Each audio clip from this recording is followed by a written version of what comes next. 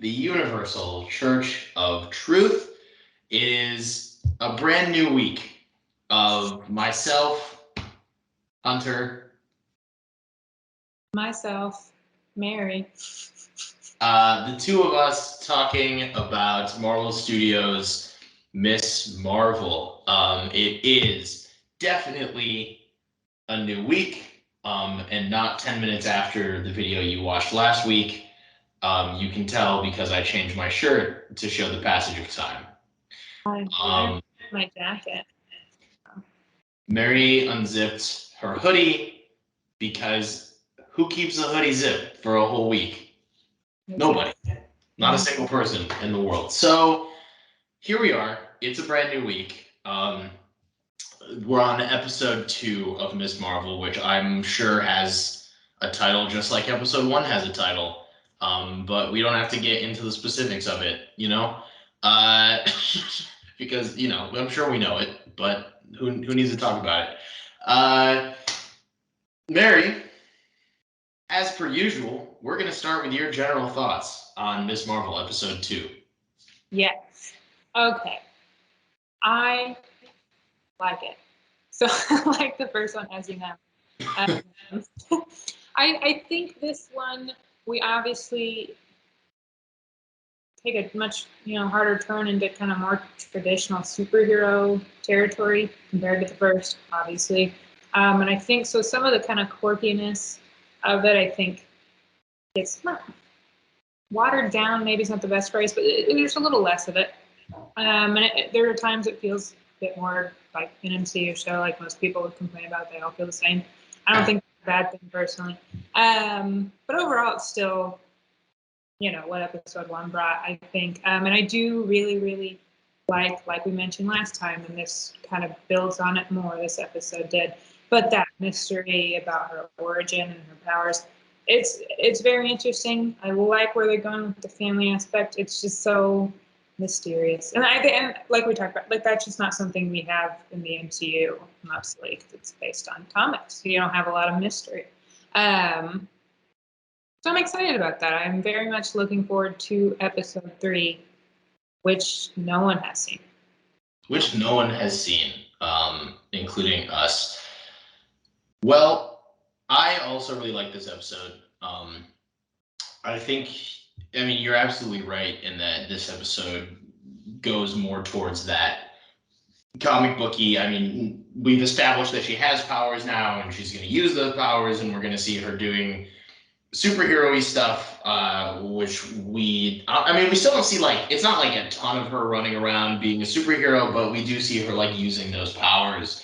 In fact, I wrote down in my handy dandy list of notes that I really do like that training montage with her and Bruno, and that it kind of reminded me of a deleted sequence from Spider-Man Far From Home where we were supposed to get, not supposed to. It was a concept originally that Peter would have a training montage with Aunt May after she finds out that he's Spider-Man, and they were going to mess with his Peter Tingle, and they didn't know what to call it, so she'd come up with that name and yada yada, and it almost feels like they sort of reused that vibe, and then Bruno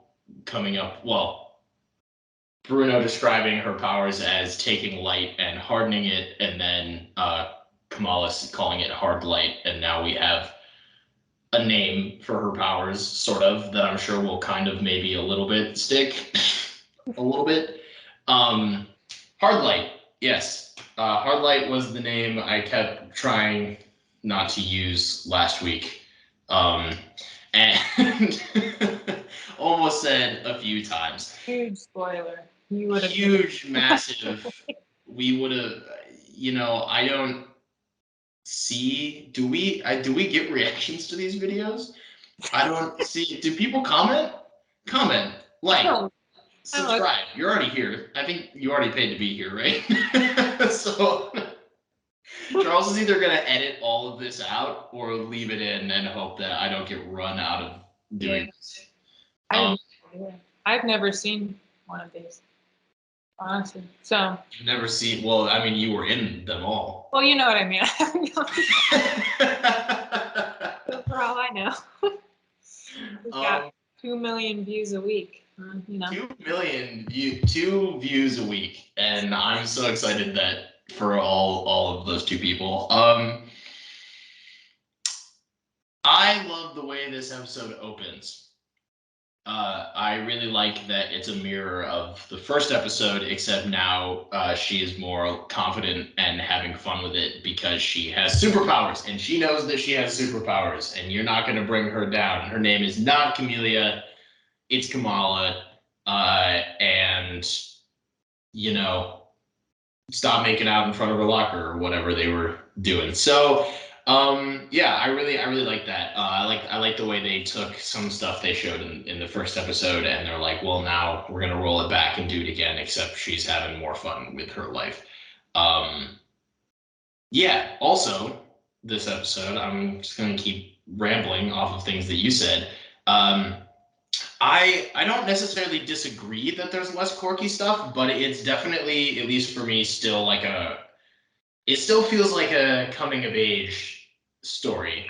And a big part of that is because of, I think, one of the biggest things this episode does for the series, which is introduce Kamran, which adds the element of boys, boys, boys, with boys, boys, boys, that coming of age trope. Shirtless in a pool, steamy and dreamy.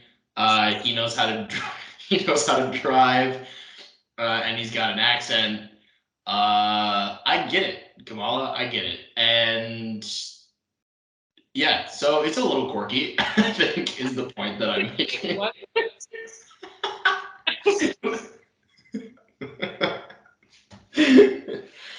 Anyway, that was improvised, guys. That's not even scripted. You just really are into that teenage boy. Yeah. You made yourself clear. That's not. I'm sure the actor is older. Yeah. Probably. Anyway, I dug a hole on that one, but I was talking through the eyes of Kamala. That's what I was, with her like little cartoons, drawings, and whatnot. But anyway, yeah, I feel like Kamran is the elephant in the room, and we can sort of just jump right into that. Kamran is from the comics. Mary. Yes, he is. He was an inhuman, which kind of goes back to the fact that we don't have inhumans now. But I mean, they can still do something similar. Essentially, he came in as the crush, and he played a part and everything. He had ulterior motives. Excuse me. And in the comics, he worked for. I can't even think of his name right now. What was that one Inhuman's name? Ooh. Lineage. That's what it was. Thank you. Thank You're welcome. Yeah, I got you. Don't worry about it. Basically, they wanted to create a world where Inhumans were, it. Like they were not. So he kind of a bad guy. So like a Magneto-y sort of thing. Okay, yeah. So, I mean, we saw that kind of plot line just through Kamran and Kamala, and he kind of later on basically kind of kidnaps her to kind of like take her, like, here's what we're gonna go do now. She obviously is not into it. She's not into abduction? She's not, no. No, she's not into the whole plan. She likes the regular Inhumans. So yeah, so he's kind of like that's also a trope though, like a crush who's like secretly a bad person. I don't know, but spoiler alert: in the comics, he's not a hero or good. But I think, as Hunter would say in the comics, he was steamy and dreamy. Is that what you? Okay, I think that is, yes. I did really like this episode when I think after he drives them all home from that party, and she has her little love song moment in her home, and like the lights are pink, and she's like singing that song, like dancing around. and she like ends up in the kitchen with her parents and like goes back to regular for a second. I think that's part of what is still for sure in Miss Marvel that keeps it feeling very unique and very much quirky and all that stuff. That I think was probably one of the best examples in this episode. Yeah. Well, you mentioned last week that when she gets her powers in the comics, originally it's at a party where she like sees Zoe and stuff, and I feel like they incorporate that into this episode where now she's at a party at Zoe's house, and I thought that was a fun, going back to what we were saying, where the show's really good at like adapting the comics very accurately while also like doing a new thing at the same time. So yeah. They included in the comics that someone does a thing where they give her orange juice until it's just orange juice and actually buy. So that little scene was also in the comics, which is sweet. I have a question. It's gonna bother me for years. But okay, at the party they seem to have like the main friend group. So Nakia, Bruno, they have like this new friend who's with them all the time named Miguel. Oh, yeah, his name's like Paul or something? Why is it was he just there? Yeah, he's like, just there. He was just there to fill that last car seat. So they had. Because I like, honestly, the first line of his I noticed was when there's like, oh, we should go, we're over this party. He's like, no, we're all here. I'm like, who are you? But okay. I just kept missing something. Truthfully, I didn't notice that this sounds bad, but I watched the episode twice. I didn't notice he was there at all the first time I watched it. The whole time. Second time I watched it, I didn't notice he was there until they got out of the car. And they do that bit where Cameron remembers everyone's name except for Bruno, and he calls Bruno Ryan. And I noticed that he called somebody like Paul or something. Like he was like, "Bye, Paul," and I was like, "Wait, well, who?" Oh, two different dudes who like were in that same spot. Not necessarily like one was the one who ran away from the party with them was not the same one that was in the car. I'm pretty sure. I just watched this and I was like, who are these people? Did they have more scenes that got cut? Like I just don't know. They're sociable. They're like a fun group to hang out with. You know, so. Well, because a noticeable absence, if you're familiar with the comics, is Josh, who is like Zoe's original boyfriend, kind of like a jock dude who later becomes kind of part of the friend group and later becomes a villain kind of thing. He's just not there at all. So at first I'm like, oh, is that just kind of space filling of where that? I just don't know. It's just, I don't know. There wasn't any guy named Josh. So. I hope that's where we see Paul go. I love that comic. Total side note, I love that comic book trope of like, here's this guy. He's like someone's boyfriend who then becomes a friend, who then becomes a villain, who then becomes a hero, who then becomes a supervillain, who then reforms again, who then becomes someone's boyfriend, who then dies, who's then revived 10 years later and becomes a different villain and is then a superhero. And I really hope that we get more of that in the MCU, because I really love. He's going to be leading all these movies. Avengers 76, Paul. What I just described is like 90% of Spider-Man's supporting cast. So I don't know. Yeah, Kamala hasn't been around in existence long enough to have that full string yet, but maybe Paul's gonna get there, and I believe in him. Speaking of Paul, there's more Ant-Man references in this. Did you like that segue? That was a good segue. It was more of a Paul Rudd joke. Yeah. What reference to him, at least. I feel like there may have been a second reference, but I'm thinking of that first in the hallway, where she makes the reference to we both look younger than we are or something. Yeah.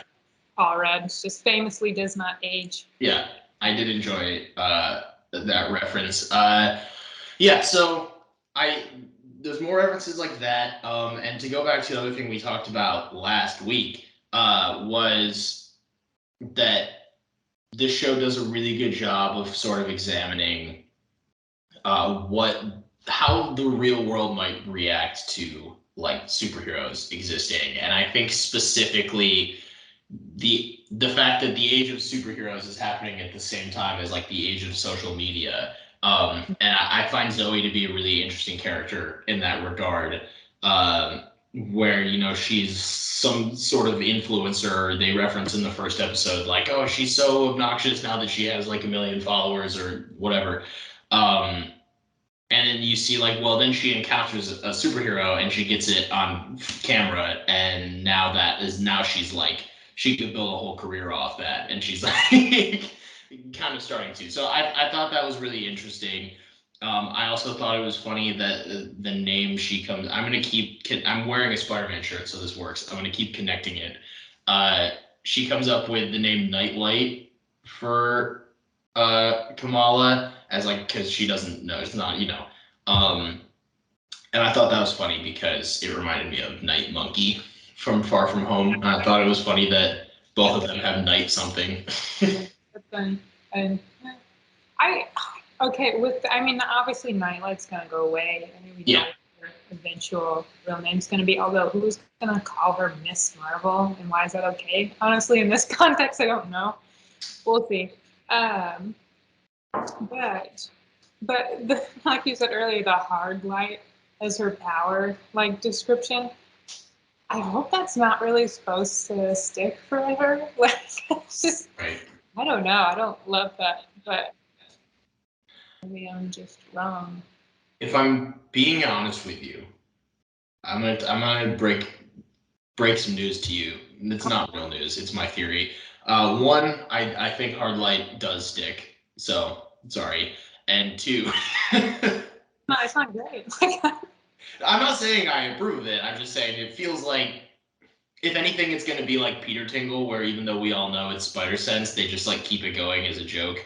Uh, and two, part of me kind of feels like it's just going to end up being like she just decides that she wants to name herself after Captain Marvel and is like, I'm Miss Marvel, and then everyone just goes with it. That's partly my, well, because she's like the earliest footage of her using her powers in the last episode and in this episode, the only type of costume she has. I get the Captain Marvel connection because obviously in the comics there was a Miss Marvel before there was Captain Marvel. Yeah. But it's just hard to picture how this show, which I mean, put it more bluntly, it's a progressive show. The people running it aren't the type that are going to use like outdated female tropes. So I'm just honestly very curious how they're going to throw the Miss in there because it's not horrible, but it's not like anybody would really name themselves that now kind of thing. So I wonder if they'll, or to what extent they'll be kind of creative with that. And that's kind of a nitpicky thing, I guess, but it's just not something the comics have to deal with. Yeah, that's a good question that I guess I didn't think too much about. Is I recognize it as being sort of like an outdated, like we don't call anyone like Miss anything. I mean, they, with America Chavez, they tried for like a hot second to call her Miss America, and it just didn't work. So they just went to using her real name. Um, yeah, that is interesting. I hope they find like a good way to do that because I can't think of one. But I'm also not, paid to write on the show, so I'm just paid to yell about what they write, which is great. And um, yeah, so one thing we see with the training sequence and her powers, hard light, whatever it ends up being called, that I don't think was in the comics because I don't see how her powers would have allowed for it, and something that seems to be like a thing she's going to be doing a lot is the like platforming. Oh, yeah. That like Yeah, that's, I mean, powers. Like, they're just fundamentally different powers. So, yeah, she's just Green Lantern E with a lot of it. And that's just, it is very different. And they can, like, do the little structures where it looks like her arms extending. And they'll do that because it looks like the comics. But at the end of the day, yeah, she's doing very different stuff. Yeah, the platform stuff's cool, though. She kind of runs on it. I like that. yeah, and I did write down that like I do think that's neat, and it does allow for some like cool stuff. And I mean, if she is gonna have those powers, it makes sense that she would like come up with some sort of platforming ability or some sort of way to like use those to her advantage. So that makes sense. But based on like the advertisements for the show and then this episode, it does seem like that's going to be like a big part of her shtick is like platforming and then using the hard light to make uh big hands and whatnot. Yeah, I mean, we'll just jump right to it and then we can go back to the other stuff. We see towards the end of the episode, we like her big return to the public eye is her saving that boy from falling from a great height.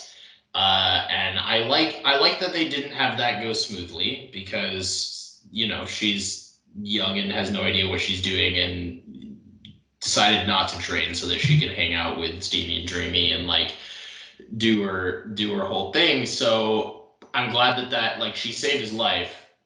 It would have been way worse if she didn't. And like, and I'm glad they still had that happen. And I like that it did go poorly. And I don't know, maybe in one of the last episodes she'll have to save someone from falling again, but that time it's gonna go super, super well. That's the finale. That's the That's whole the build finale. show is another person falls. It's another. That's the whole show is people falling from things, and she gets progressively better at catching them. Yeah. No, I think it was. I agree. That was one of the things. First time I watched it, I'm like, she fucked up. You know, like that kid. I don't know what he He didn't die, but he still kind of ate it. Like that classic SpongeBob with that one fish always yelling my leg, but it was that my leg. Yes. So she kind of caught him on that first platform, and then she jumped off to do like a Black Widow pose.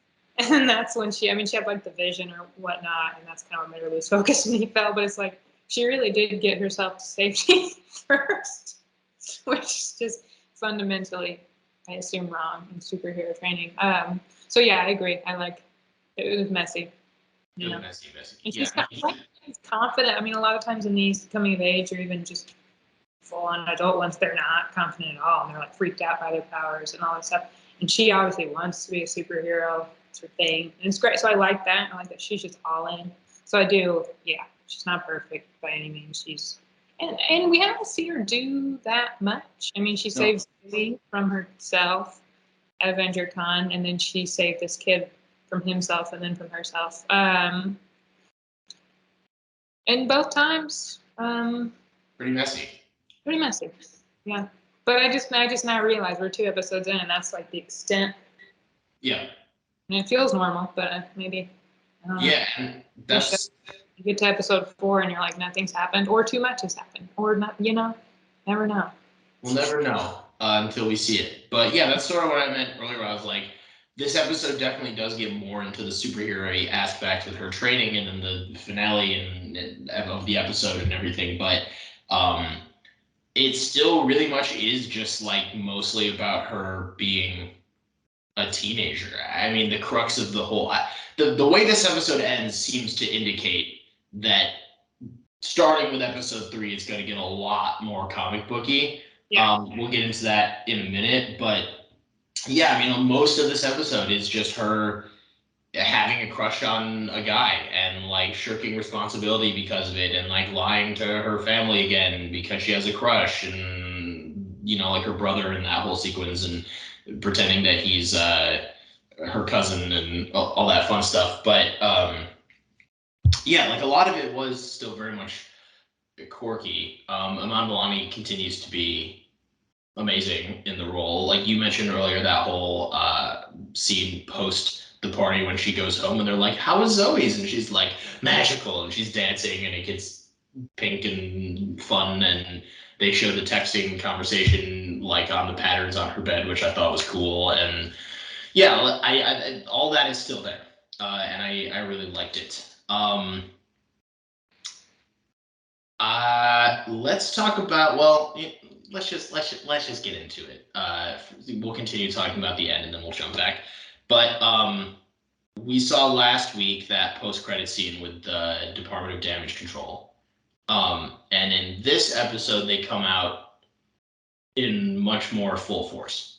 Yeah, and they're just super. The first time they're sketchy as heck, man.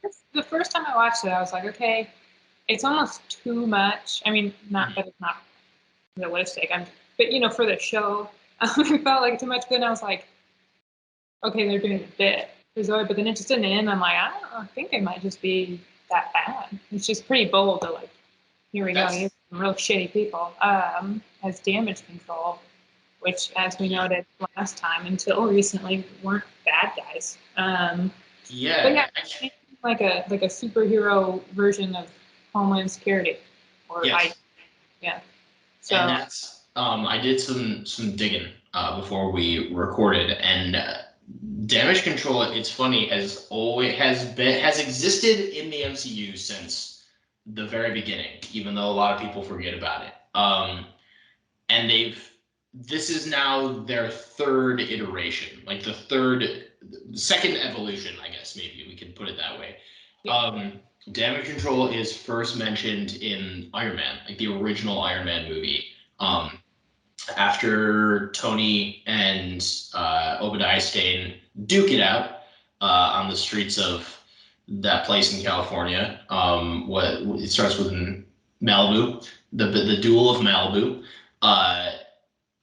And Phil Coulson is telling Tony right before the famous "I am Iron Man," like his whole cover story and yada yada. He casually mentions that the damage control division of S.H.I.E.L.D. is cleaning up the mess. So damage control started as like a part of S.H.I.E.L.D.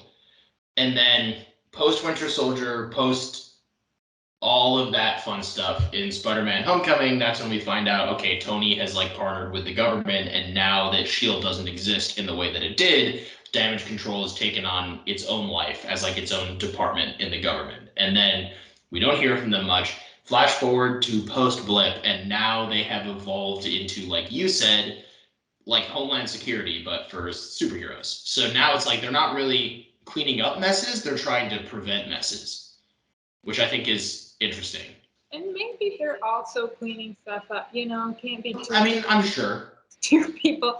But I think what's interesting also is how connected they are to start, because when they became part of the government, they also, it's like a joint venture with Stark, Tech. And he was more aligned with the government after Civil War. I'm not exactly sure where he would qualify again. But anyway, so I think that's why we start all these drones. I mean, there are all these rumors about Edith drones being in this Marvel. Edith drones. I just see drones, to be honest. But so they have a lot of technology and information maybe kind of with them. Like they're going to be a powerful organization. But I mean, so far it does seem like, racist, but more focused on enhanced individuals that they've called it. So yeah. Again, like last week I sort of mentioned, and having already seen this episode as well, I kind of had it in mind. It was I mentioned how the show does seem to be tackling like big topics sort of casually, which surprised me for like a Marvel thing, which, not to say Marvel doesn't talk about that stuff. I mean, they've talked about all sorts of stuff in the past, but like, I don't know. I wasn't expecting them to tackle like the FBI is racist, because they like straight up say that like super casually when they're like, oh, go check out temples, yada yada yada, and then he says and mosques, and then he just straight up is like, but like be respectful, because we all, like, everyone knows the FBI is already surveilling them. And I'm like, they just threw that in there. That's crazy, and we all know it. It's true. but yeah, I wasn't expecting it to just be like tossed in so casually. I did like that Agent Cleary used the same tactic on Zoe that worked on Ned in No Way Home.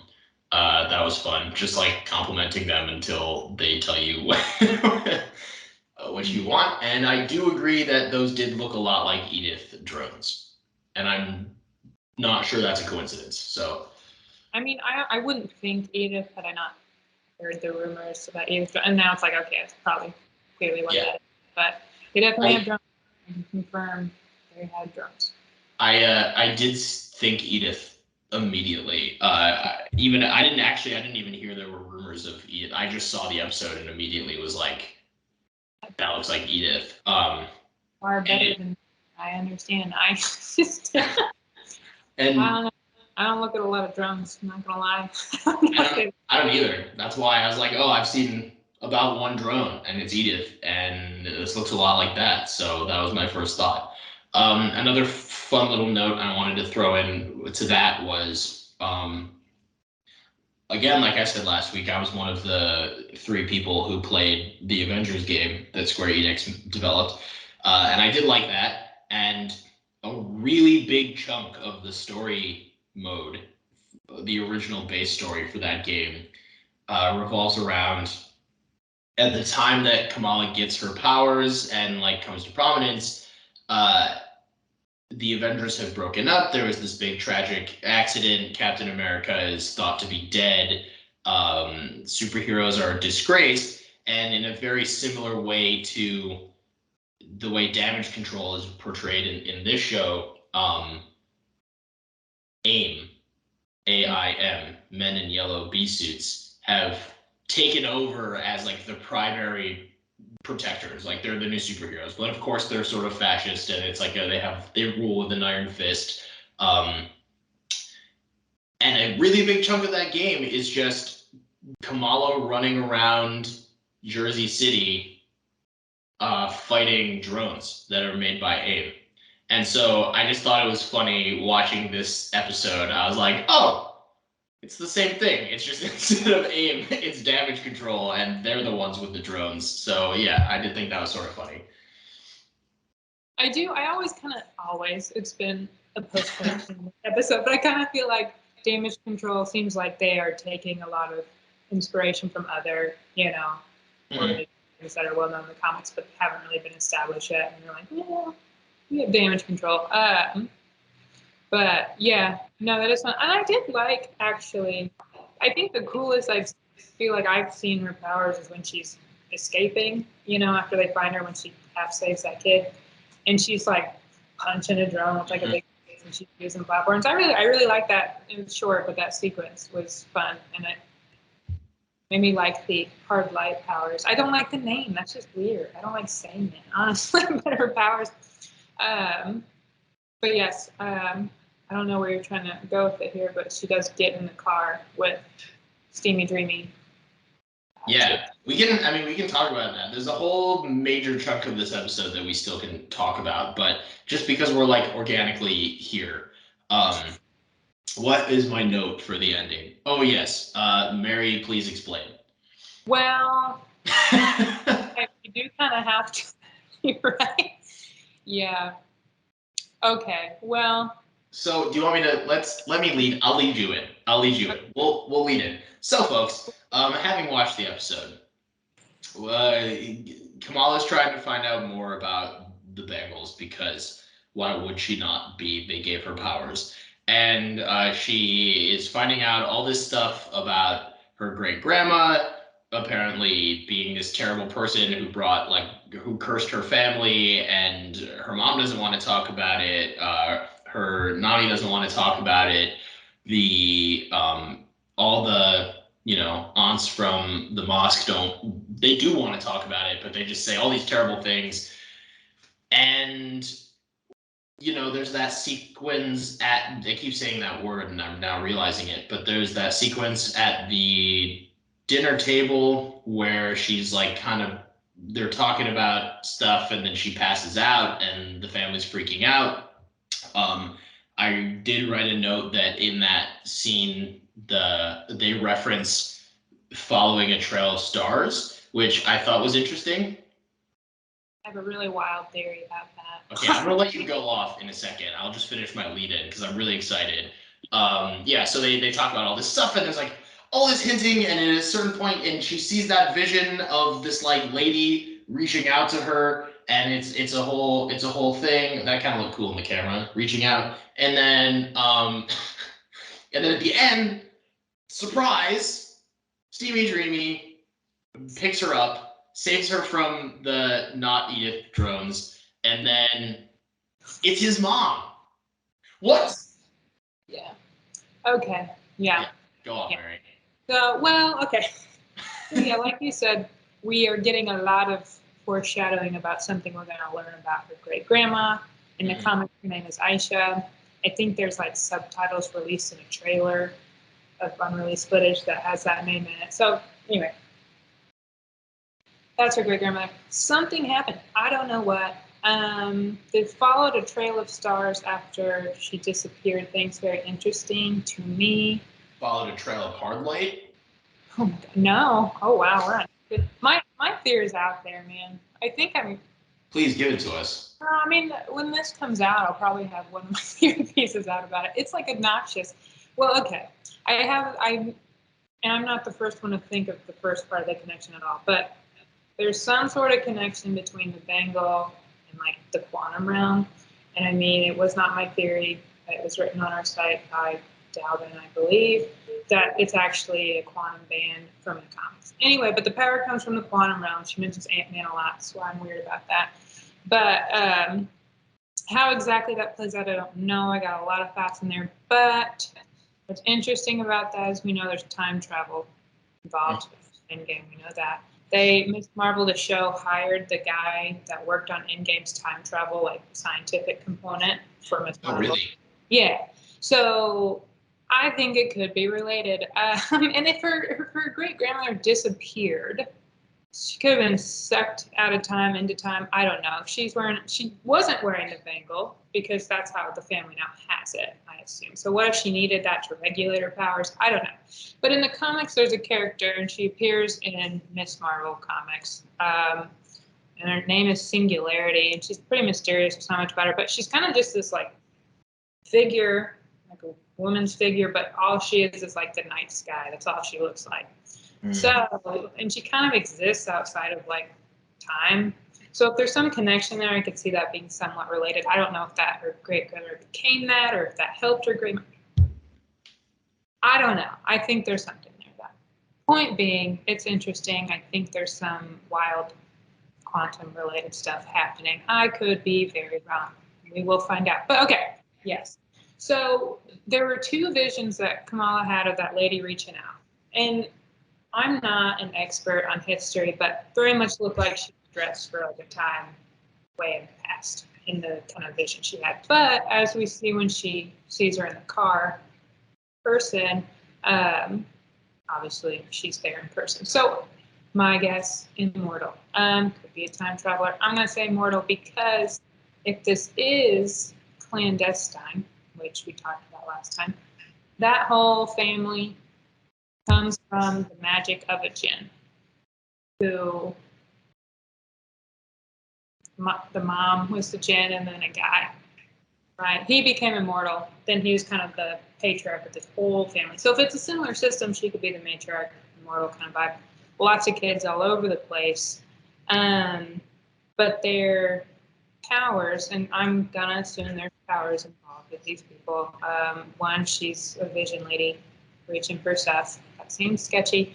And then Kamran, obviously, the comics has power. So if their powers are all connected to kind of the same source, that could be similar to what Kamala's is connected to and kind of have that very vague, inhuman-like kind of vibe. Like, okay, we're all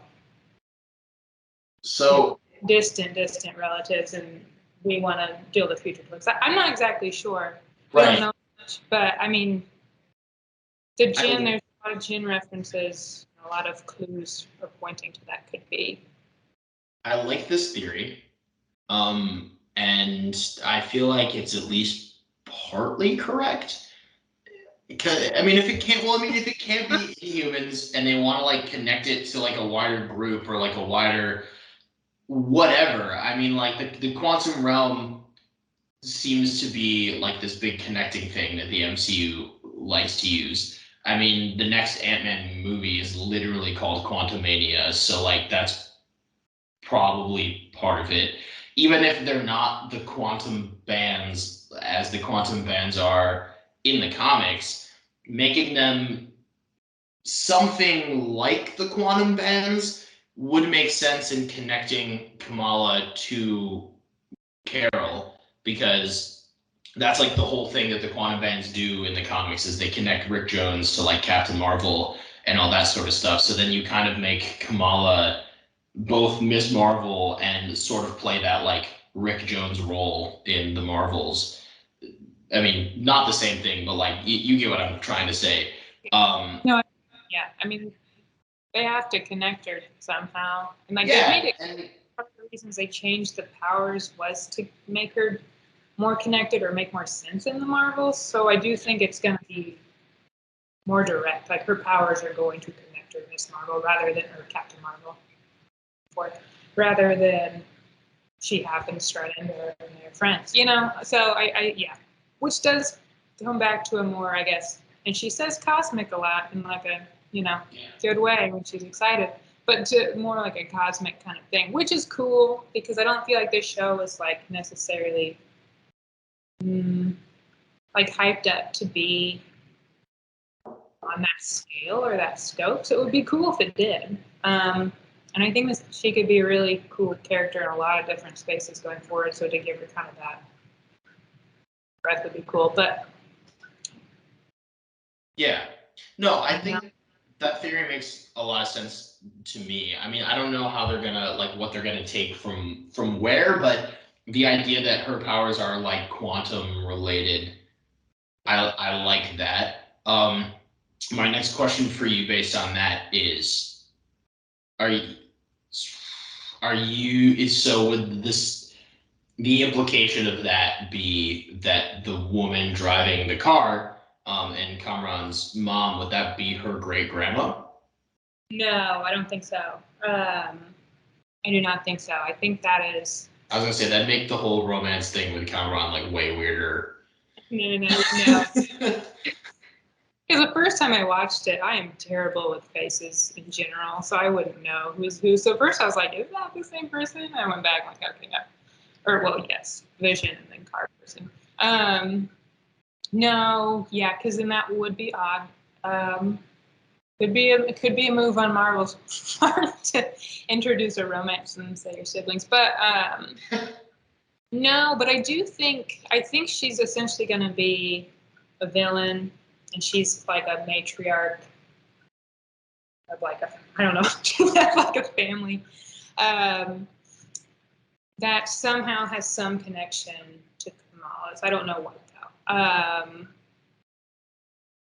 But given the fact that Kamala's story clearly is very connected to her family and maybe very specifically her grandma, there could be a more direct connection there. I'm assuming somebody wants the bangle, but I don't know that. I will say also, I don't feel like they don't ever mention it in the show, but she never takes it off. And I don't know if that's because she can't. And I think there was a time early on it was like she couldn't figure out how to open it at least. So I don't know if that's Is she wearing it like at the like dinner? Does she have clothes over it? Because her mom knows about it and seems to be like, oh yeah, don't touch those. But then she's wearing them. Because they mentioned, what did they mention? They were talking about partition, I think, at the time when her at the dinner table when it started glowing on her and she had that vision and passed out. So interesting when it glowed, but then at the same time it also glowed when she was trying to save that kid, and the same thing happened. So I don't really know what that says, but yeah. So I don't know if she can take it off. And I think the thing with the quantum bands, at least at one point in the comics, is you couldn't take them off. I mean, that's like a reach for a connection, but that's the only reason I thought about whether or not she took it off. Yeah, I think you're right on that, actually. One thing that was very important early on, very quickly mentioned when during the training montage, Bruno says the bangle essentially unlocked a superpower he already had. That's big, I think, for a lot of people who were concerned just having the bangle that's what was giving her superpowers and shit. Yeah, but it's still like a DNA thing. Yeah, so there's still kind of more inhuman vibes there too. But also, I mean, that was one of my concerns with the rumors of bracelets were the rumors, I think, for a while. But so I didn't like that she could take them off and no longer have powers. Like it just kind of fell off for her. But anyway, so yeah, I think that's also kind of important too, because it's like it's just mysterious. It's fun. I really don't know. Yeah, there's a lot to be. I'm excited because there's just again, like we keep saying this, but we genuinely don't know where this show is going. So there's just like there's so many ways they could take it, and I'm excited to see. where it goes. But the big chunk of this episode that we still have not talked about, we get a lot of Nakia in this episode, and I think a lot of it is really really good. Um, they do a lot of exploring into like Kamala's uh, like friendship with her, and she's running to help fix up the mosque, and you see, they kind of talk about how like the women at the mosque have like way worse conditions, and there's all these issues with it, and you see them celebrating Eid, and like all of that was really fun, and I thought it was really really cool, and that played back into the like quirky teenage part of it for me too. Is like, especially when they were she was like mapping out how she was going to get people to vote for her, and everyone from the mosque was like organized into groups like it was a high school or something. I thought that was really fun. There was I feel like it was probably unintentional, but there is like a Illuminati reference. It's not like a reference to the actual Illuminati, obviously, but I did think it was funny that like Multiverse of Madness just came out, and then this show has like the Illuminantes, um, which I thought that was really fun. But yeah, I thought all of that was really good, and I liked the conversation that she had with Kamala in the bathroom, where she talks about Kamala asked her how she makes it look so easy doing all this stuff and like being who she is, and she kind of talks about how it's not. And a connection I made the second time watching through, which could just be me making things up, or it could be the intention. I don't know, but she talks about her the hijab that she is wearing, and she talks about how like when she puts that on, she feels more like herself, and she feels stronger, and she feels like she can handle anything. And to me, when she's saying that to Kamala, I feel like what Kamala is hearing is like the bangles are her version of that. Or like, when I put these on and when I embrace the fact that I have powers and this is who I am, I feel more confident and I feel like myself, which reflects the opening scene of the episode where she is more confident walking down the hallway and all of that fun stuff. And maybe that's just me reaching for like storytelling themes and stuff, but when I heard that conversation, it kind of, that's what it felt like to me, and I really liked it. I thought it was like a really sweet moment between friends, and I feel like it did a lot for Nakia's character to make me like her like a lot. So yeah. No, I think that makes a lot of sense. And like the bangle, and then also whatever ends up, well, we've kind of seen it in trailers, but her final kind of suit costume could be a similar thing, like when she has that on. And I like that. I think that's good. Yeah. I also wonder, probably not, but I made a little note of like they don't actually resolve the shoe thief thing, and I know that, again, we talked about how sometimes these Marvel shows will introduce things and they end up not being as important as we think they're going to be. And I don't think the shoe thief is going to be important per se, but part of me wonders if they're ever going to come back to that and resolve it, or if that's supposed to just be like a one-off. I don't know. Like, it felt like they made it like a thing, and I'm like, well, if you're going to make it a thing. At least so. Yeah. 100% found them. Yeah. But I liked all of that, and I didn't want to go the whole episode without talking about it because I thought it was really fun. I like the food truck guy. I like that guy a lot. And Bruno, he's got some fun stuff in this too, where he gets accepted to an early immersion program at Caltech. I scoured Caltech in the MCU to see if that had some. I don't think it. I mean, in the comics, like I think Bruce Banner got like one of his PhDs there. It's the best I got. But I kind of wondered at first because in the comics, in Miss Marvel comics, he goes into kind of a similar-ish program in Wakanda, like on a full scholarship. It's a whole thing. Obviously, their science is like up here compared to Caltech. No offense, Caltech. So, I mean, it's a bit more out there, I think, in the MCU right now for that to be a thing. But Yeah. he's a scientist, man. Like, he could really Yeah. He become like something bigger, I think, just based on what he did in the comics at least. And obviously he's built up to be extremely intelligent here. He's, again, not as crazy stuff happening in the MCU like it does in the comics at that point. But so I don't know. I don't know if Caltech is anything in particular. Where is that? I think it's in LA area. She-Hulk. They're connected for sure. There you go. That's Bruce Banner with She-Hulk in the trailer. He is Oh, Bruce. we're just stringing words together. Okay, I can do that. Um, California, Oakland, Black Panther, program. Oh my God. We've We figured it out. We figured it out. Everyone But can go now. I will say, part of that arc, I guess, for Bruno in the comics comes at a time he and Kamala, I think, eventually like recognize feelings for each other. You know, spoiler alert. I feel like it's pretty obvious already at this point. It doesn't go well because she's a superhero. She's, you know, like she, not good for her. Like she doesn't have time for that. But and then it's very emotional because she misses him. And it's, you know, and he eventually comes back. But and I think he left also. There was a bigger thing. He like, blew up a building to save somebody.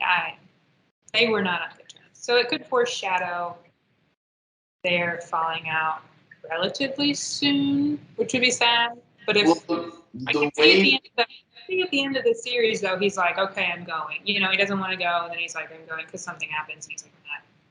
Well, it's funny because like they're so not I'm so far from being like an old person, but being like when I was 16, right? Like if I had a crush on a girl and then they were like, "Oh, you have the opportunity of a lifetime to like go to California and do this thing." I totally understand being 16 and feeling like, "Oh, well, I have a crush on this girl and I think that we're probably going to get married, so I'm just going to throw away this like a whole opportunity." Like I get that being that age, like it makes total sense.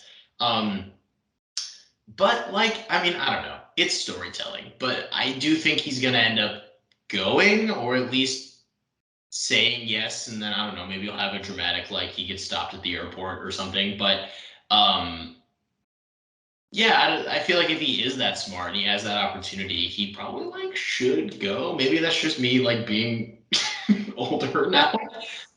I took notes too the second time I watched it, and after that scene, I literally wrote something like, "Man, teenagers," because it was kind of a thing. He's like, "Oh, it's all the way in California," and I'm like, "Bro, go!" Like, I'm with your counselor on this one.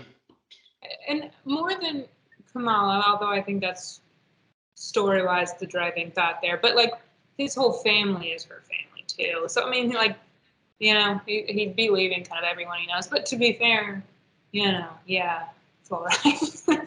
They, yeah, but I think that will come up again. I don't think that's the last time we'll have to forget about. I'm sure that'll keep coming up. And like, I don't know. Again, I don't know if this is gonna be like a multi-season show or what. I could see him and Kamal. I could see them doing like a smaller version of that in this, where like, you know, she's clearly has a big thing for Steamy Dreamy, and like he doesn't like it, which is fun in this. It's like a cute little like joke that he's annoyed by it. Um, I could see them having like a falling out because of it, and she's like, "Steamy Dream, you don't like Steamy Dreamy because you don't have superpowers or something." And then he's like, "Well, I'm really smart and I got accepted to Caltech, but you didn't let me tell you because you were obsessed with Steamy Dreamy." And then they like get in a fight, and he's like, "I'm gonna go." And then Steamy Dreamy turns out not so dreamy, still steamy, but not so dreamy. I think she's gonna learn that soon now. I mean, the way that this episode ends, it's. I mean, we know the mom, his mom, doesn't say anything, but he already knows she is this, you know, masked person. She's just there being like, hey. I mean, it sets up like not great vibes. So I kind of feel like he's gonna be not so dreamy sooner rather than later. I could see them giving it like an episode, like doing at least one, like maybe episode 3, because I don't think they would save her unless they want to use her. Yeah. And I feel like you said, maybe they want the Bengals, but she can't get them off. So until they can figure that out, they're like, well, we need her not to run away from us. So I could see them lying to her and being like, oh, you're so special, and like we're here to save you because you're special, and like we understand you in a way that your parents can't understand you, and she, like lure her into thinking that they are the answer, and then she gets in a fight with her family and Bruno and yada yada, and then she's like, oh no, I've made a mistake, they're the bad guys, and then it's like a whole. No, I can see that. I agree. Yeah, I do. I was thinking that through, like while you were saying it, and I was like, yeah, that's right. Yeah. Because they're gonna like give her their story, and it's gonna be this grand story, and it's gonna have some connection to her and her family. And it's gonna be like, this is why you have powers. Like it's this whole cool special thing. And then later they're gonna be like, also we want to take over the world. One of those. Yeah. It's like, yeah. Yeah, and just because you heard it here first doesn't mean it's bad, because it can still be. It can. I'm. We'll see. We'll see what happens. Bon Jovi gets a really good shout out in this episode, and I agree. His music slaps. I understand. I understand her dad. Her dad, the real MVP of this show. He's out there with a taste, and I get it. Mary, is there anything else from this episode? I feel like there's maybe more we could, or maybe not. I feel like we kind of. There's no after credit scene, so don't stick around for the credits. I know. They're so inconsistent with that with TV shows, which fine, they can do what they want to do. But yeah. I thought of something that we probably should have talked about last week, but we can talk about it this week, and then people won't yell at us online for never bringing it up. As we did, a lot of reactions to this. We're gonna get a lot of people really upset that we didn't bring this up specifically. During the end credits sequence, which is really cool and has a lot of cool, fun stuff, we do have a Hawkeye Easter egg, which is the Trust a Bro truck. Oh, I forgot about that. Yeah. I was going to talk about that last week, definitely not an hour ago, and I forgot to talk about it. Nobody cares anymore. Hawkeye's already in Miss Marvel. I know. Well, Hawkeye's already happened. By the time people are seeing this, there's like 2,800,000 articles about Trust a Bro, including the one that did we write one? Did you write one? I did. No, someone mentioned it. I don't know if it. Well, I don't know, how much do you write about like Easter eggs? I guess that one's more. You could be like, hey, she could be friends with Kate Bishop, and yeah, I don't know. But oh wait, there is an Easter egg in this. What was it? What's going on? Oh, oh, they mentioned Kingdom from Eternals when they were talking about Bollywood movies at the restaurant before Amir came, and the first time I did it, I was like, that sounded like Kingo, but I'm not familiar with Bollywood, so I don't want to. Second time, I like looked at the subtitles and like Googled it to make sure there weren't others. I missed the Easter egg because of ignorance. That's so sad. Kingo Senior, which is funny because he played different generations over time, and she's like, oh, my mom has a crush on him, but I think she had kind of a crush on the younger ones. So it's fun. But yes, that's such a good Easter egg, and I missed it for the exact same reason. That is so funny. I literally I heard the name, and in my brain I just clocked it as like, oh cool, Bollywood, but I haven't watched Bollywood, so I didn't even notice that they said King. Wow, that's really. Well, that's gonna get the angry comments. I feel like a huge idiot if I was like, yeah, Eternals, and then it just wasn't. So yeah, that would arguably be worse. Yeah, but I think that's like the first time Eternals have really been referenced. Yeah. Not that they've had much time. I mean, they've not been around that long, but. didn't know this information until after we did our Moon Knight videos, but they did reveal that Eternals were originally supposed to cameo in Moon Knight. But they obviously didn't, but then I don't think they did Easter eggs either. No, they there was no reference at all. But Moon Knight was supposed to be the second appearance of the Eternals, and then that didn't happen for money reasons. And so yeah, I think this is our first Eternals reference outside of. Found it. Yeah, you found it. Wow. I watched that episode twice and I missed it. That's crazy. This is what's gonna get the real comments. Anyway, outside of I know, outside of the timestamp it. Really cool Easter egg. Scroll here. Listen, if you I'm making a plea, and again Charles Charles might cut this, but listen, folks, if you're here, if you're at this point in this episode and you're still listening to me talk about this right now, like hit me up on Twitter, like message me something, tell me, do you like this? Is this good for you? I like it. I like doing it. Okay, someone needs to take just that little snippet of you.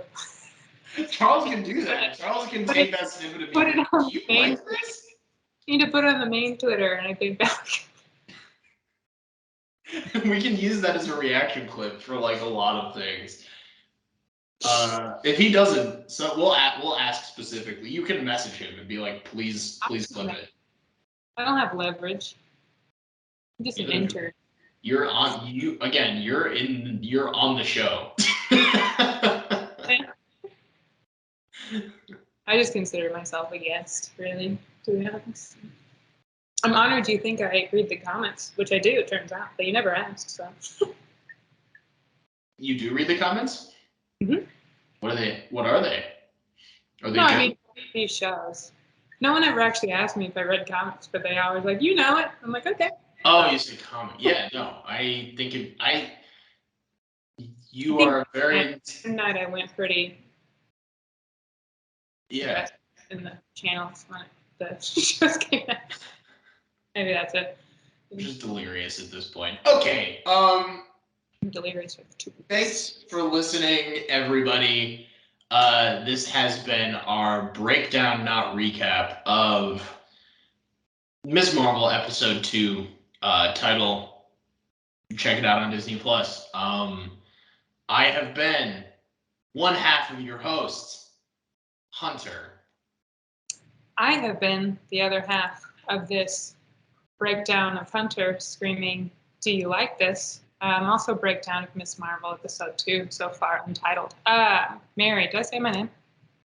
You did at the end, and okay. That's all that counts. Yeah. Thanks for listening. If you were watching it, thanks for watching. It's been fun, and we will be back, hopefully, if you like this, next week for episode 3. And I mean, maybe you'll see this clip of me screaming at you on Twitter more often. But yeah, let me know if you like this. Bye.